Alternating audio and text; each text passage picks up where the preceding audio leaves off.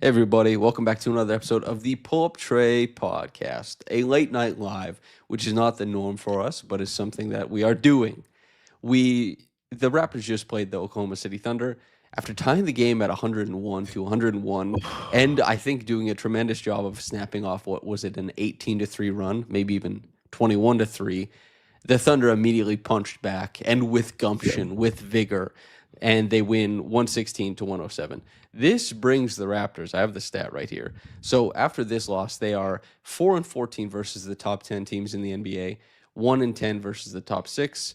Their clutch statistics continue to slide, and it's worth noting no Jakob Poeltl, but probably more important than that, no Shea Gilgeous-Alexander and no J-Dub, Jalen Williams. Trey, how you feeling after a game against the Oklahoma City Thunder? A lot like most of the games where they play good teams. They didn't even play like a great team, but I think this game is indicative of where the Raptors struggle. It's been a constant. It's been a certain type of team, and the things that they need to improve on, like moving forward, long term. It's quite evident. I know we're going to talk about it in a second, but it's clear as day. I would say. Oh, also, this episode is a presentation of Toonie Bet Online Sportsbook and Casino. I'm not supposed to forget this stuff, by the way. So the big thing here is, do you want to talk about what they struggled to do, what put them in a good spot? As you know, Killer Cat here says the plus minus difference between Scotty and the rest of the team is incredibly telling about how this team struggles. I'm going to let you throw the first dart. Where do you want to go with this game? Okay. I think the first thing that is like abundantly clear, and it's indicative of teams they've played, teams like Boston, for example, that have really jumped on them and had hugely teams like Detroit, even though we said I'll put my hand up. I'll put my hand up. Actually, I won't leave you to dry. Teams like Detroit that are very, very good, clearly. The Raptors really struggle with physicality and teams that apply ball pressure. It's quite clear that they struggle to navigate through tight spaces and dribble and punish a defense. And they also don't have the shooting talent to scare teams off of applying said pressure. So it's this twofold situation that leads to turnovers, leads you getting into your half court sets super late into the shot clock, and you're forcing a Brandon Ingram, IQ, Scotty to make something out of nothing, out of several possessions. And you can see like BI did that for a 4 or 5 possession run, but you can't expect him or anyone else on the team to do that for an extended amount of time. I think the big thing here is that when you look at Jacoby goes 5 for 7, RJ goes 4 for 6, quickly 4 for 9, Jamal 2 of 4, Brandon 2 of 4. This is a great night shooting the basketball. Yeah. The Raptors, and they still only scored 107 points. And it is because, as you said, like they go 16 of 40 from downtown. This is a great night for these Raptors. If they got 16 of 40 every night, we are laughing. We're losing our minds about it. But it is that the lack of dynamic handle continues to show up, I think, in these more tense games, and especially for a Thunder team that was without Shea, was without J-Dub. One of those guys is a better defender than the others, but it was pretty clear that they didn't have the means to punish those guys, make them work so hard, and then also, quite frankly, I don't know about appropriate. I just don't think it's okay. I don't think it's all right to allow 27, 8, and 7 on 11 of 16 shooting to Kaysen Wallace. You really liked Kaysen in the draft. Yeah. Did you foresee this? No, that layup that he had over Scotty in clutch time, out of this world. I've never seen him do that in an NBA game, which is crazy to say. I know he has a length for it, but insane. Just I think the game in general, like OKC, like some of their guys like had a better shooting night than expected, but the Raptors, even though they shot the ball, it did not deter OKC from playing any differently. Just because you lead to so many possessions in ruts where you can't score and there's extended time of not being able to score because you can't score in the half court.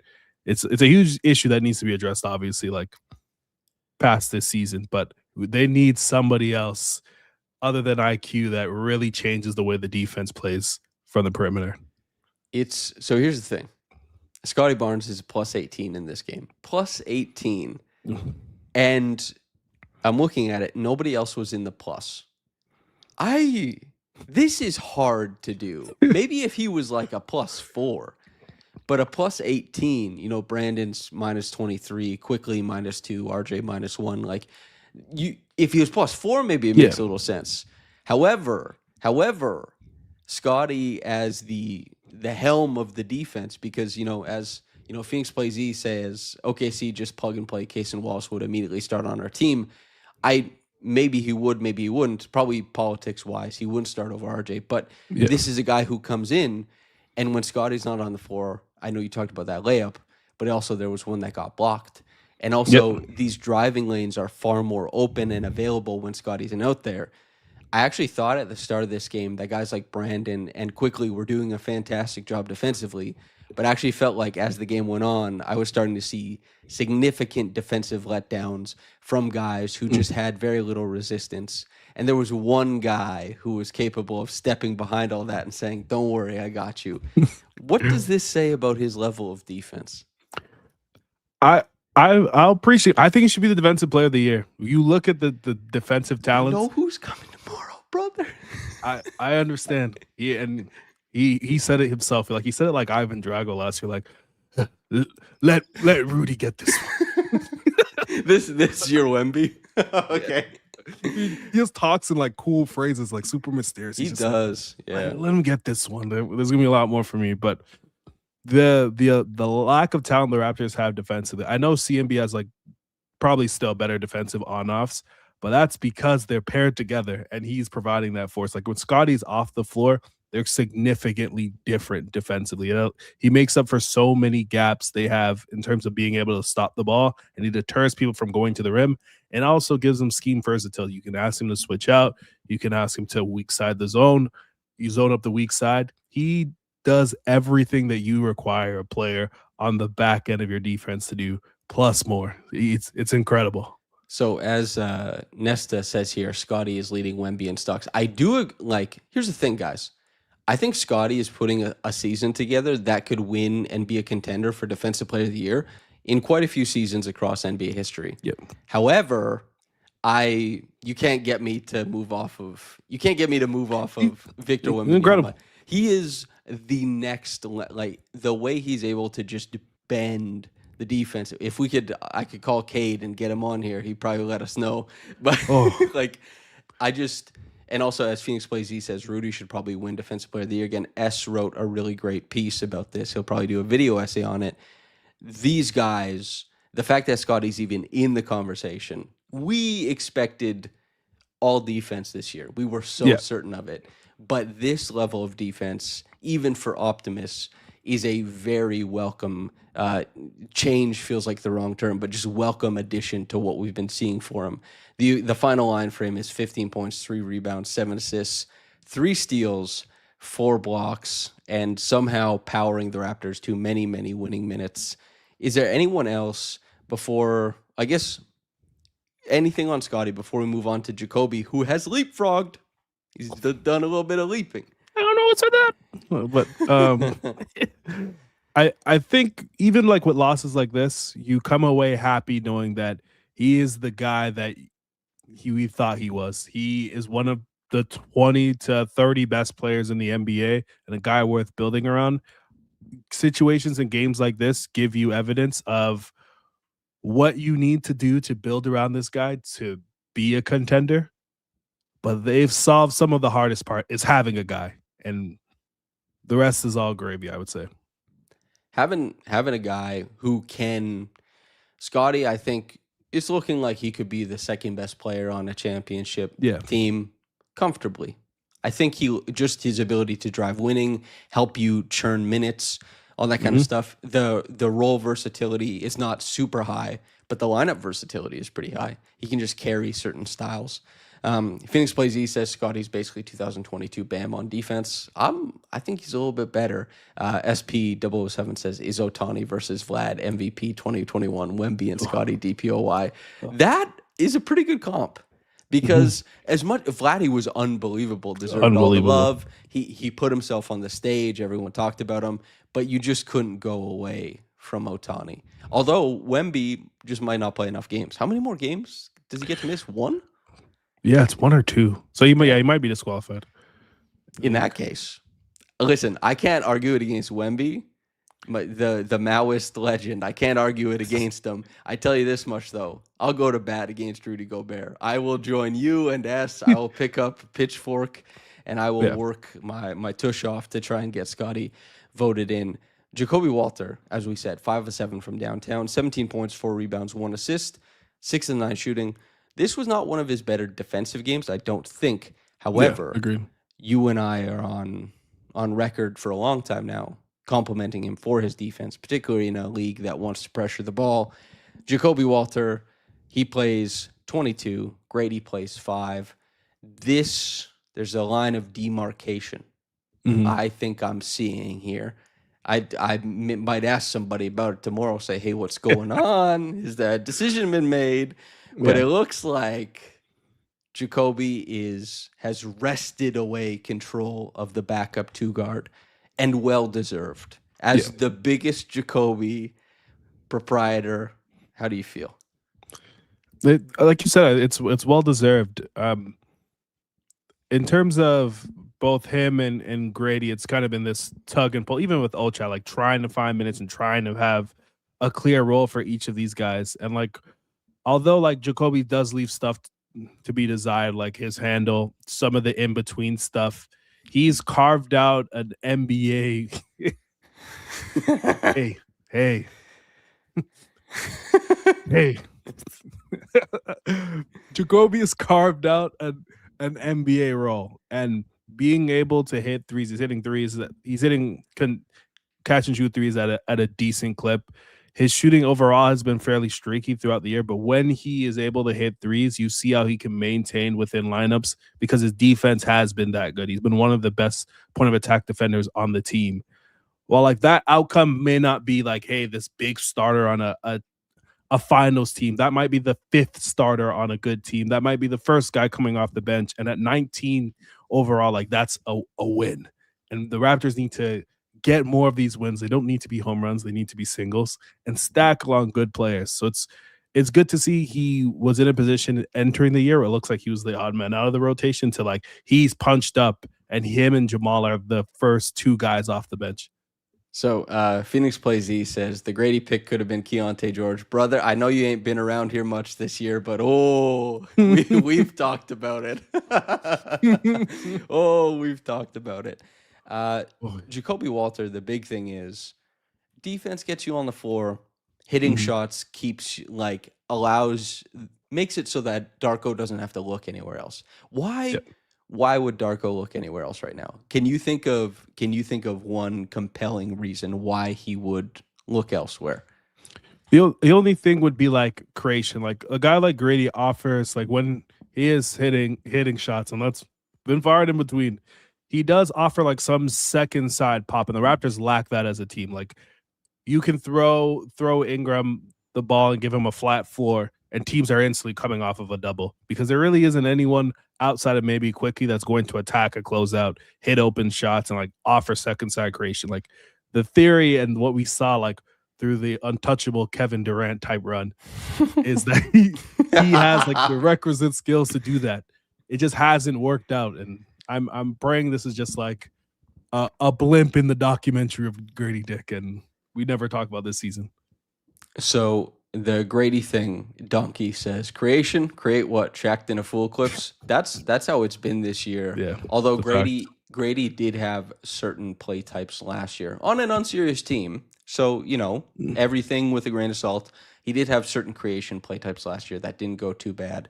But as M. Tavares 15 says, Jacoby needs more playing time and reps. Hopefully Toronto can make roster changes for him to get more reps.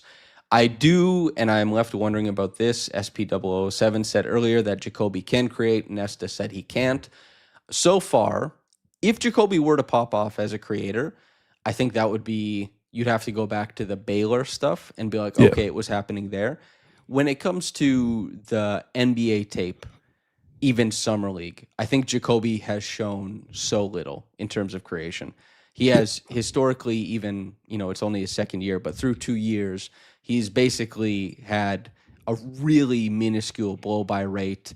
Basically, does not pass a guy's hip with his own dribble ever, and makes some progressive reads as a passer. He definitely doesn't hang on to the ball too much. He's not like a negative. He doesn't have tunnel vision. It's just that he's a little more limited, I would say, in creation, in creating advantages for others. However, he is 20, right? Yeah. Maybe just turned 21. There's a lot of room there, and he is more athletic than I think his blow by numbers on offense would Agreed. suggest. But Jacobe, I guess this brings us to one of the main questions of the podcast: is who is the most important player to develop down the stretch of this season? Is that Jacobe? Is this some unique thing with Scotty? Are you a quickly all-star truther and we need more there? Like what are you throwing your dart at here? I would say down the stretch, it's CMB. He's had a fantastic season. Like he's been a winning player as a rookie. But I think if they want to punch up in the playoffs or even like the construction of the team moving forward, you need to see a bit more offensively. There's been opportunities where he has driving lanes and he's obviously an incredible passer and has very good feel for the game. But one of the things that I know that you really loved about him was his ability to use his strength, use his body to get downhill, use his hand, which is actually better than he's shown in the NBA. Use his handle to get downhill, be a driver, and then that will allow his passing to pop even more. I think he's been a little shy versus not versus contact, but versus length. And you've seen that in tons of like pump fakes and being hesitant to finish around the rim. And that's led to a bit more passing around the rim.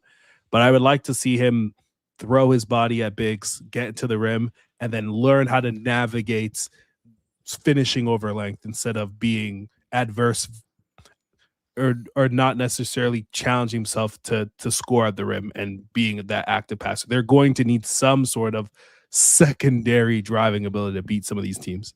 Okay, so sometimes the chat, the different people, the things they're saying, they're just arguing with one another. It makes no sense. Yeah. Today is very good. It lines perfectly. So Martial Arts Fights says, or actually I'll start with, so Phoenix Plays E says, RJ is the most important guy to get his trade value up. M. Tavares says RJ and IQ. I'll tell you guys this much. You could try and massage it towards the end of the season. They're still going to have to play playoff minutes, fellas. So I don't know how much you can change. Like the push will come to shove there. But as Martial Arts Fight says, Jacobe was so audacious in college and looks so reserved now in comparison. Is that college dude still in there somewhere? I think that applies to both he and CMB, as you were saying. Yep. This is with the Raptors. The 76ers are behind them. The Magic are behind them. The Raptors have a pretty healthy defensive floor. I think the most important development story down the stretch is to kind of engender a little bit more audaciousness in their young guys. Because young guys can pop in the playoffs. Because in the playoffs, sometimes talent overcomes things. And you know who has a lot of talent? Young guys. They don't know how to implement it all yet. But in the randomness, in the pressure cooker of the playoffs, Tyrese Maxey has busted us up once or twice. He's given us so much pain. I mean, I think that they should be trying to get a little bit more dynamism from those guys. Even if maybe you lose one or two more games, I don't think chasing 50 is important. I think they're probably going to end up in the 5th seed by the end of the season. Getting a few more answers on CMB's driving, more of those keepers, getting more of these answers on what does it look like if Jacobe is willing to turn the corner, and does that mean he's just progressing into a few more mid-range pull-ups?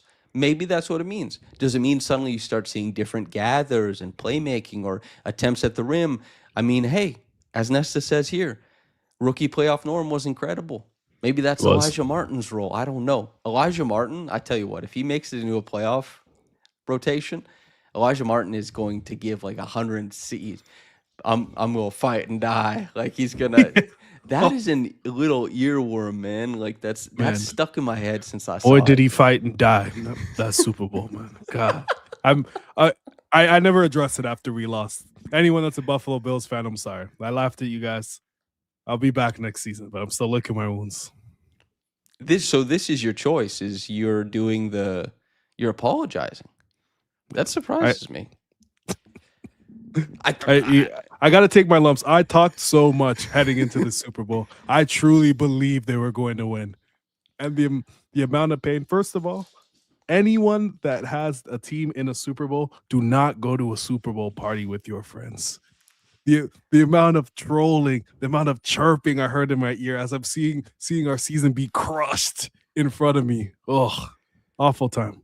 It was like when Josh and I were in Indianapolis, Yeah. but you guys were watching together, and Key must have been having a tough time, man. It was not good. Yes. Tough scene. Okay, by the way, segment. This segment is a presentation of TunyBet Online Sportsbook and Casino. Thousands of slot games, live casino at your fingertips, and a sportsbook made for Ontario. Get your game on with TunyBet. TunyBet is licensed and regulated by the AGCO and iGaming Ontario, 19 plus Ontario only. Please play responsibly. Okay, TunyBet says that they have the Spurs as a 6.5 point favorite tomorrow night when Victor Wembanyama comes into town. I don't know what anybody thinks of that, but those are the numbers. It's going to be tough to beat the Spurs. That's how I'm feeling about that probably. The other thing we have to talk about. Okay. Buyout candidates. Is there anybody? Can you think of anybody? Like, does this team, if you want to go away from the perspective of, I don't know, the development we just talked about, Yeah. or do you want to say like sign some guy and be like, actually we're filling out the rotation with this guy who we believe is a little bit more firm? Is there anybody you can think of there?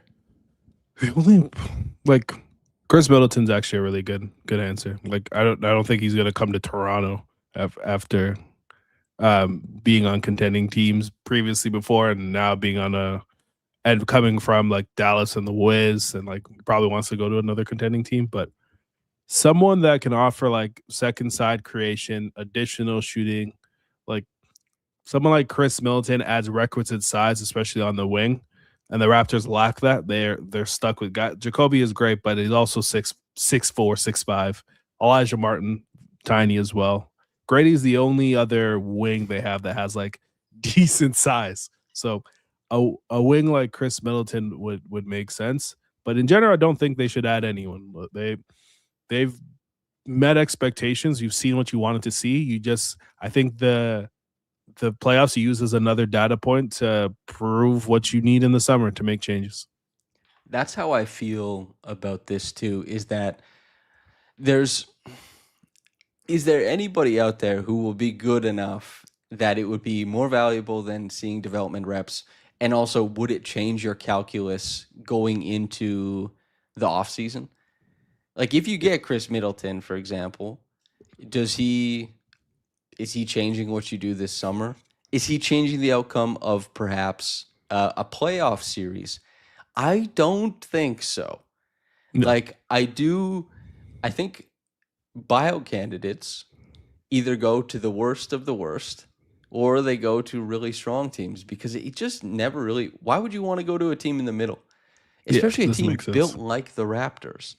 The Raptors so clearly, and this was the critique of them fast forwarding their rebuild, is that they need more. That they're trying to move from the middle without anybody standing out as like this incredible talent. It's what Lewis and I talked about on the last episode, was like, is there a potential star sitting somewhere on the roster? And if the sexiest answer is Colin Murray-Boyles, that's not sexy enough if you look at where they are. And so you have to, that's why we spent so much time talking about like, let's get busy in the trade market. Let's see what goes there. But the buyout market, I don't know, has a star ever come out of the buyout market? Like, I know, like even Hassan Whiteside wasn't out of the buyout market. He was some other thing. There used to be decent guys. I remember the Lakers acquired Markieff Morris before the bubble, and he shot the hell out of the ball in the playoff and like won them a couple games. Mm-hmm. But like that's usually the case. It's usually like a guy that's going to be like the 9th or 10th man off the bench. Blake Griffin is a decent one too. He started dunking again. I was about to say that. I attended so many Pistons games where he did not dunk the ball. Oh yeah, because of Windsor. Oh, that's just horrendous. That Brooklyn Nets team, man. I tell you what, I really wanted to see them live, but they combusted before I was able to. I just thought it would be so interesting to see the combination of James Harden, Kevin Durant, and Kyrie all making it happen. They played such unique basketball, but like, it wasn't meant to be. Not even close. Jason Thompson had me expecting. Yeah, I remember Jason Thompson because he was like one of those guys back when the Raptors were searching for a power forward for forever after Chris Bosh, and Amir was great. And looking back, even better than everybody thought. Mhm. However, do they have any good buyouts? Is Jason Thompson, Jeremy Lin, is that it? Yeah, I can try to remember a Raptors buyout guy. No, they're usually the one buying someone else because they don't want to be here historically. To be honest, but no, I mean, it's like Chris Paul just retired. He's like, no. that's gonna be a great trivia question for like the rest of life. Like you were tired of Raptors. We had both Kyle Lowry and Chris Paul. Wait. Okay, Well, you're getting outflanked, by the way. SP0007 says, I see Jacoby getting to a Middleton level of player. You're getting outflanked. How do you feel? So I pray. I don't see it from like a creation perspective, like the level that Chris Middleton hit, especially like look at that 2021 season. He's also a way bigger guy. Yeah. He won them that game in overtime.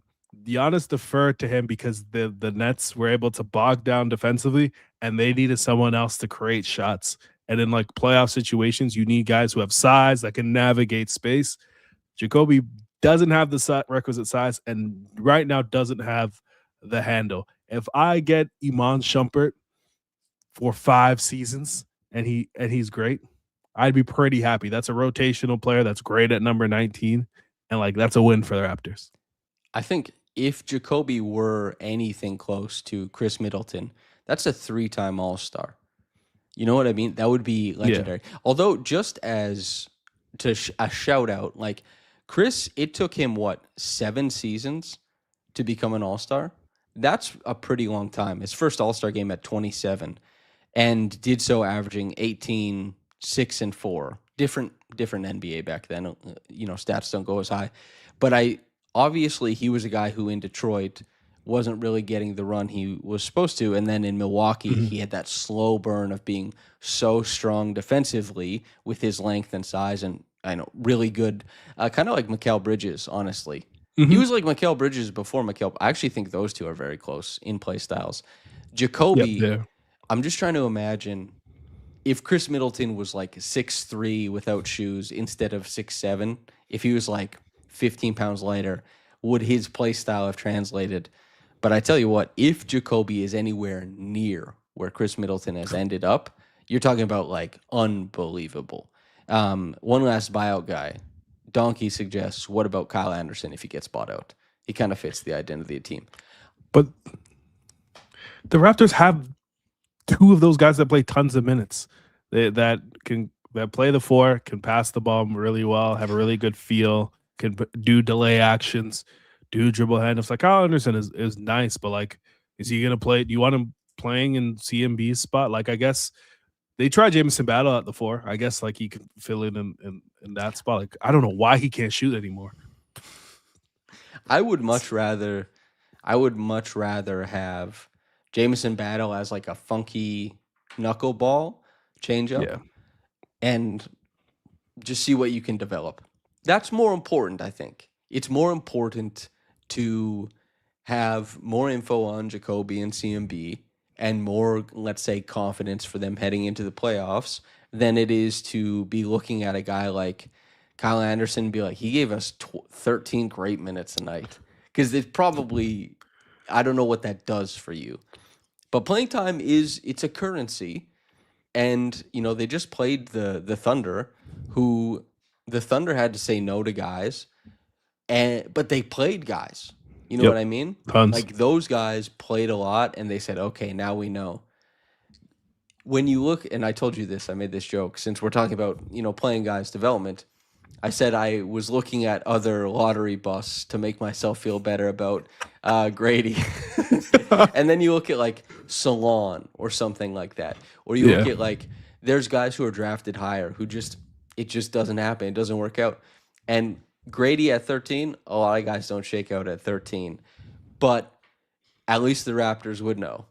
You know, to this point, has Grady cost them like games that's going to change their outcome this season? Probably not. I mean, No. they've still won his minutes on average, although through no fault of his own have they won those minutes.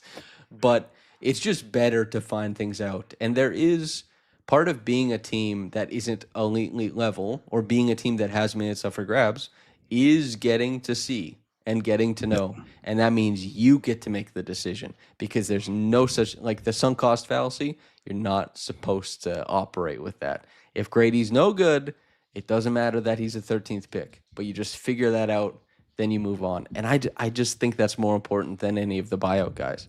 If they were, if you could convince me that a buyout guy could shift them from a first round exit to a second round exit, I would sign off on that. I agree. And Donk, you mentioned AJ Lawson or Elijah Martin being called up. I think that's even more valuable. Like even like during the stretch, Elijah playing in Ochai's minutes. I know like our dear friend S wants a championship ring from the 905. Oh, would he get one? I'm assuming so. I guess he's out there. Yeah, he would. Elijah might be a fixture within the lineup next year, and if you're going to make a decision between like is Grady or Jameson like a guy we actually want to invest in, it's good to know if Elijah can play in a similar role and offer what he can offer with the team. It makes that decision making easier, and I think the Raptors are in a decent spot where they should be able to avoid the play-in, and that should be the overall goal. So playing Elijah wouldn't change the structure of what's going on in their season. It's not like Ochai Agbaji was hitting shots either. He was hitting 0, man. I couldn't believe. I've never seen anything like that. By the way, SP007 says send Grady to the 905. At worst, he's trade filler at the trade deadline. The only thing I want Grady doing, you know how I set that like the roller.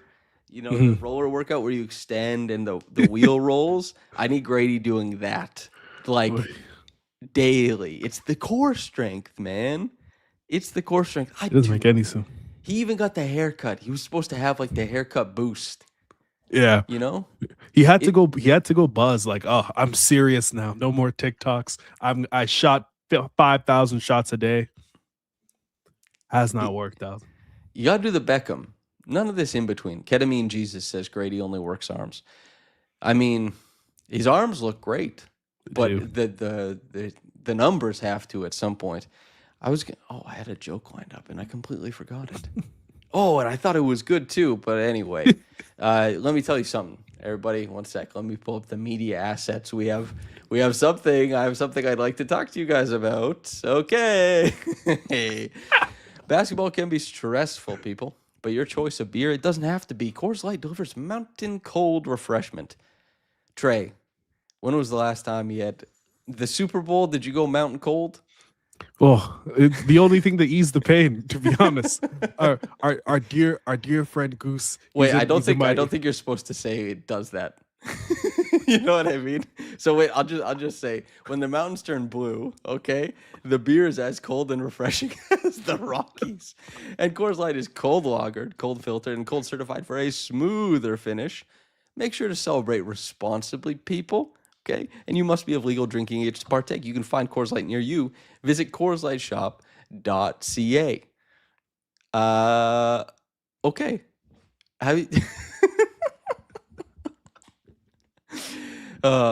I wonder. Let's do a bit of Souljat says Raptors don't draft well, never have. Couple of hits here and there, like Scotty. Do you think the Raptors draft well on average compared to the NBA? Yeah, I think if you look like historically, like the last probably like 10 years, they've drafted fairly well. Like the only like outright first round busts, like if you consider Grady, there's still a year left on his rookie deal. So that's like things could change in a year. It's looking a certain way. It looks pretty bad. It looks like a bust. But like Malachi Flynn, pretty much dead on arrival. Grady would be another one, but in terms of like first round picks, they've always like gotten an NBA player from like Masai Ujiri on, and even in the second round, they're able to second round and undrafted guys like Fred low first round like Pascal. Like they've drafted super well. So I'm usually confident that they get a quality player, and they've shown that. I also think Jacoby, is there any big time hitters behind him? I know you and I, similar to the Grady and the Jacoby thing, you and I, and similar to the CMB and Queen thing, you and I, we always pick two guys.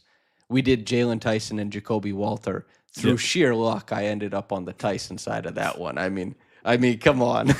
Yeah. And like that's the one guy, but also he's in probably a more friendly environment for his own game. Jalen Tyson on this Raptors team, it might look a little bit different. Yeah. But I think in It's- general, they've drafted quite well. And there are better players behind Grady. But it's not like that draft was not as deep as people pretty thought poor. either. Yeah. Yeah, I think Jacoby wise, the only ones you'd probably are like Kaishan George. That would have been nice. Obviously, that was a guy that we liked. Oh yeah. AJ Mitchell, we really liked as well.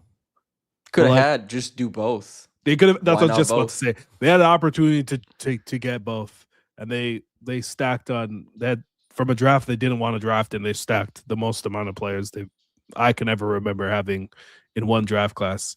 But like they also Jamal Shed at 44 is a great pick. He's the backup point guard of their team. So like overall, you look at that class. I know like Mobo. I guess second round picks you could say are a bust. Like that looks terrible. The mobile stuff, he looks pretty far away. Yeah. Yeah, which is rough. But like if you look at the hit rate of like the third and first pick, it's not that great. So not a lot of guys that make the NBA. So yeah. It's nothing really I'm worried about or saying like, oh, I'm not confident the Raptors can draft him. More like CMB looks like a home run. As Donkey says too, is Flynn even a bust by pick 29 standards? Probably not. I don't know what percent of pick 29 is like in the league hanging out. But there is this interesting thing. Zolfi showed up. Zolfi is the answers man. I don't know if you know this because you're not usually on the lives with me, but when I ask and ponder about things, Zolfi has an answer like immediately. He is like he's like the version of AI that AB keeps talking about, like the actually helpful version.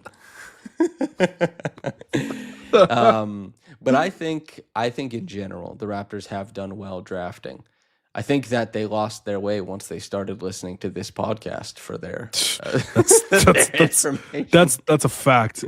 This year, it looks like you celebrated and jumped up and down when we picked CMB. So it looks I was good. Beating my chest like an ape. You were, and you're not usually a crazy reactor to things. Well, they picked your guy, and he's been good. Like he's slowed down, like especially like offensively. Shooting was never real. Like I don't think either of us thought that, but he's probably gonna make an all rookie team. He's probably been like in terms of like driving, winning, like one of the best players in the class. Like his defense is special. Can I ask you how the Derek Queen thing? How do you feel? My opinion hasn't changed. I feel pretty good. Like he's shown a lot offensively, and I would assume the Pelicans get off of Zion in a year. I would assume so. So there's a scenario where the offense runs a lot more through him. I know they still run a lot of the delay stuff, similar to like what the Raptors do with Jacob, and allow him to be a driver, feed him the ball, so on and so forth. But like you could try to pair him with another center. You can also just build the offense around what he does really well. And like I could see that popping and him making an all-star team. So you think Zion is gone in a year? I would assume so. Is this sources? For the listeners who don't know, NBA coaches do listen to Trey, and he does go to Summer League and shake hands, and he is well thought of in the space. Is this? None of these things are true. I have no sources. I put on my pants the same way everybody else does. Just watch this great sport. I've heard tell that you're a scientist from some high ups.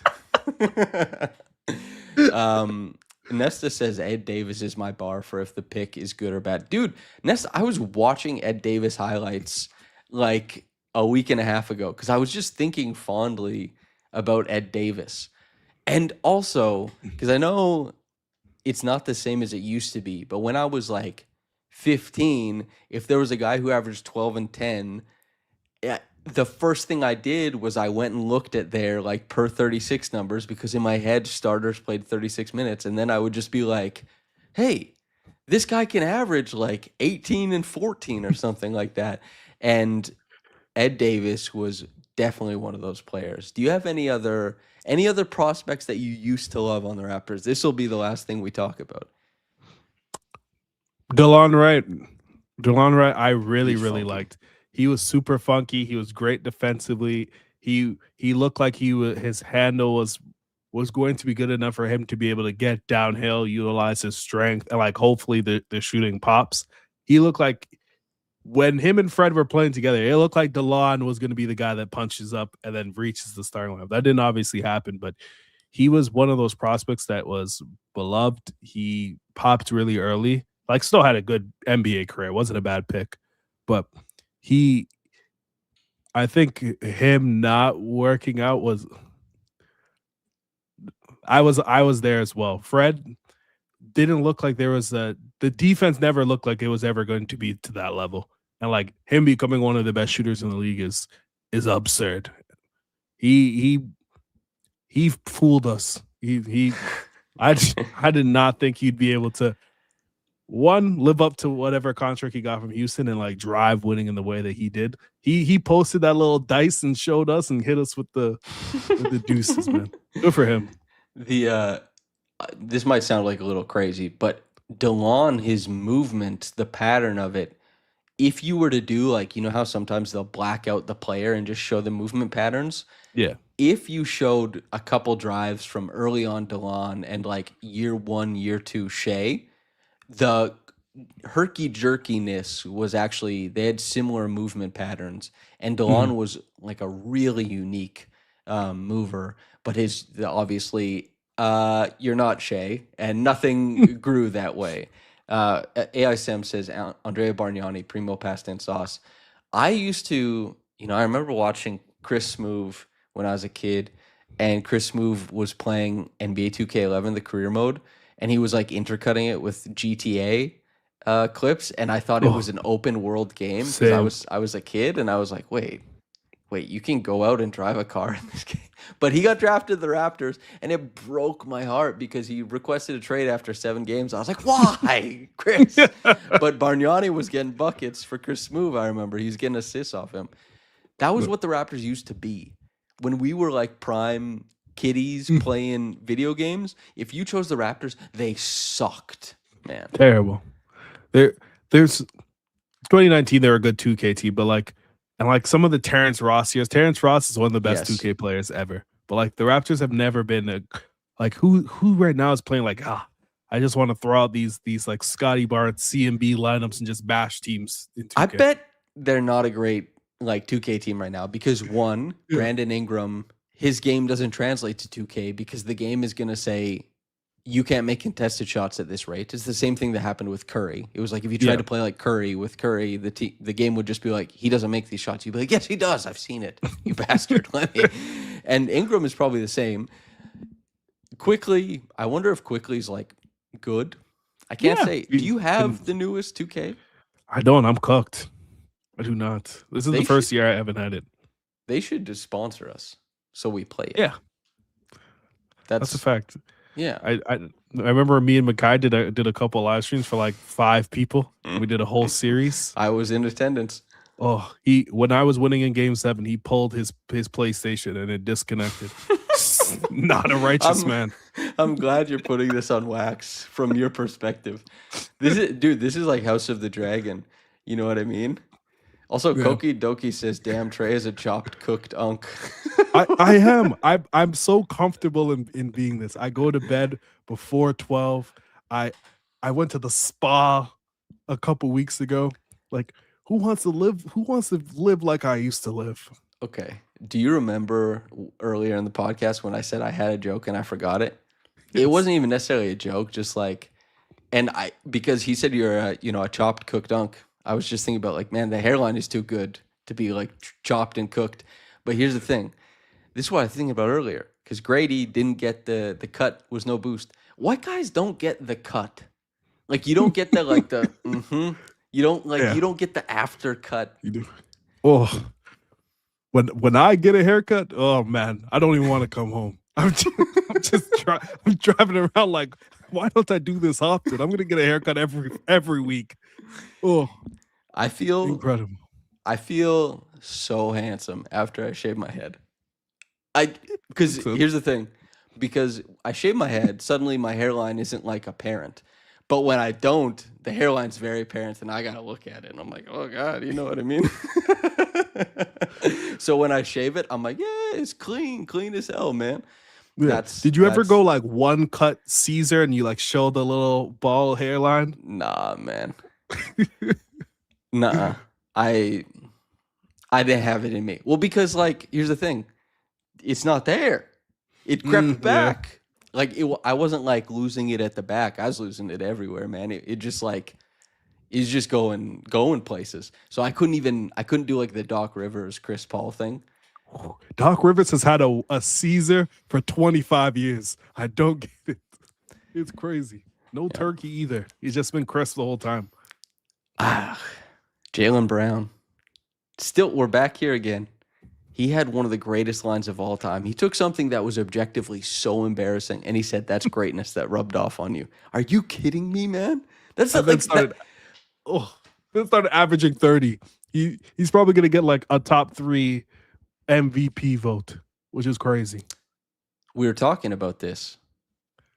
It can't be Cade. Shea has a pretty good buffer. He's got some games to miss. He just missed another game. I think he's missed 12 games now, if I'm not mistaken. What does that mean? He has 7 games left? Give or take. No, he needs to play 65. So how many games is that missed? Yeah, he has 5 games he can miss. He's going to win. He'll play and he'll win. But I think it's bad for the league if one of Jaylen Brown or Cade Cunningham or those you have guys to change wins. the rule. Yeah, because you're gonna look at it like 15 years from now, like even over the last few seasons, you're gonna see like a blimp in like Giannis's career and his like player reference in Wemby. Like he didn't make all NBA averaging this. Well, that doesn't make any sense. And the rule's gonna be changed 5 years from now, and no one ever is going to remember. It's just gonna say he didn't make all NBA. I'll tell you this much: if the guys like SGA and Jokic and all those guys fall to the wayside, and Wemby somehow makes it, I'm giving it to Victor Wembanyama. I'm not giving it to Jaylen Brown. I'm not giving it to Cade. I'm giving it to Wemby. That's who I'm giving it to. S corrected us. That's producing. He said 8 games left. So yeah, SGA probably is back in time. Phoenix Plays Z says, okay, but we had Mickey Mouse MVPs before. Derrick Rose is the worst MVP I can think of. AI is just before I was watching basketball, and like, yeah, I could go back and be like his BPM or whatever. Yeah, like I could, and maybe that would be compelling. This guy was wrong. Oh my god, you were wrong. Wait, Zolfi mogged you, bro. You got mogged. My god. You got stat mogged, man. Oh my days. Oh my god. Zolfi is the answers, man. Jesus, get this guy up. If Kanye was on, like, he has the answer, Sway. Zolfi. Oh my days. How embarrassing. Aren't you supposed to be working on the post-game video, by the way? Go back to work. Yeah, please. Okay. Yeah, Phoenix says, S, you get paid to do this. Yeah, L, brother. L. Okay. Do you want to end the podcast? Yeah. Make sure to like people. Like the video before you get out of here. It helps more people listen. We'll be back. I think we'll record tomorrow night after the game, or maybe we'll be out on Friday. We might want to let it breathe. I'm not sure. Anyway, that's fair. Go ahead, Trey. Awesome. Thank you guys for joining us live. Love doing this with you guys. Playoffs is coming up. Just hold on and keep strong. Let's continue to shock the world, and we'll see you guys later.